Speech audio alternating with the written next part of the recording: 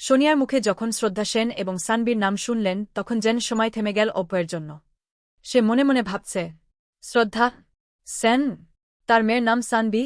না, না, এটা কি সত্যি? ওর চোখ, ওর হাঁটার ভঙ্গি অনেকটা অনেকটা আমার মতোই। সোনিয়া তাকে আবার ডাকে, স্যার, আপনি ঠিক আছেন? আপনার চেহারাটা ফ্যাকাসে হয়ে গেছে। অভয় কিছু না বলে দ্রুত অফিস ছেড়ে বেরিয়ে পড়েন। অন্যদিকে বাড়িতে চলছে জন্মদিনের পরের দিনের আলোচনায় উত্তেজনা। সিয়া গিফট নিয়ে মজা করায় বাড়ির অনেকেই কষ্ট পেয়েছে। বোয়াজির শরীর একটু ভালো হলেও তার চোখে চিন্তার ছাপ। তানুজা সিয়াকে বলেন, একদিন বুঝবি মা, ভালোবাসা কখনো দামি গিফট দিয়ে মাপা যায় না। সিয়া বিরক্ত হয়ে বলে, তোমরা সব সময় আমাকে বোঝাতে আসো, কিন্তু কেউ আমাকে বোঝে না। এই সময় এক কল আসে কিয়ারার ফোনে। ওপাশে দোকানদার, আপনার বান্ধবী কীর্তি 5টা দোকানে বাকি রেখেছে আর বলছে বরুণজি দেবেন সব টাকা। কিয়ারা অবাক হয়ে বলে, কি? বরুণ তো কিছুই জানে না। তখনই কিয়ারা রেগে গিয়ে বরুণকে জানায়। বরুণ এবং কীর্তির মধ্যে ভয়ঙ্কর একটি ঝগড়া হয়। বরুণ রাগে বলেন, তুমি একটা নিচে নামলে, আমার নাম ভানিয়ে নিজের লোভ পূরণ করছ। কীর্তি চুপচাপ চোখে জল নিয়ে বলে, আমি টাকা গচ্চা দিয়েছিলাম, আজকে চেষ্টা করছিলাম কিছু ফেরত আনতে। কেয়ারার জন্য নতুন ফোনটা কিনতে চেয়েছিলাম। বরুণ বলেন, তোমার এই সব নাটক আর চলবে না। এবার সত্যিটা বলো, তুমি আমাদের বাড়িতে কি উদ্দেশ্যে এসেছ? কীর্তির মুখ কঠিন হয়ে যায়। সে বলেনি কিছু, শুধু মুখ ঘুরিয়ে চলে যায়। অন্যদিকে অভয় চলে যান সেই স্কুলে যেখানে শ্রদ্ধা কাজ করেন। বাচ্চারা খেলছে, হাসছে। শ্রদ্ধা তখন এক কোণে বসে কিছু কাজ করছিলেন। হঠাৎ চোখ তুলে দেখেন অভয় দাঁড়িয়ে।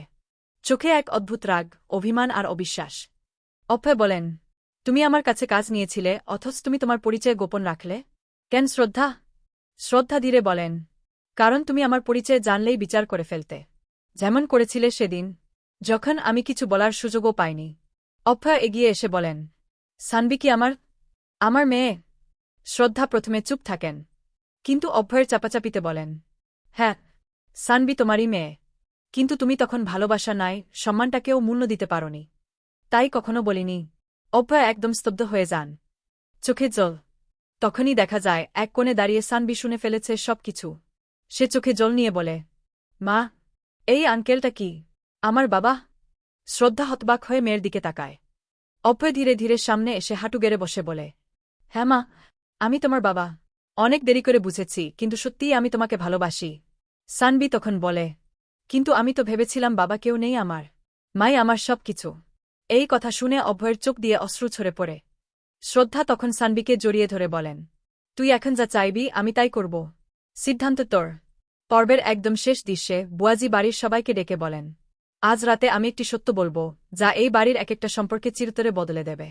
বরুণ, কীর্তি, তানুজা, সিয়া সবাই একে অপরের দিকে অবাক হয়ে তাকায়। ঠিক তখনই দরজায় ঘণ্টা বাজে। দরজা খুলে সবাই স্তব্ধ হয়ে যায়। দাঁড়িয়ে আছেন এক চেনা মুখ, শ্রদ্ধা, পাশে তার মেয়ে সানবি, আর পেছনে অভয়।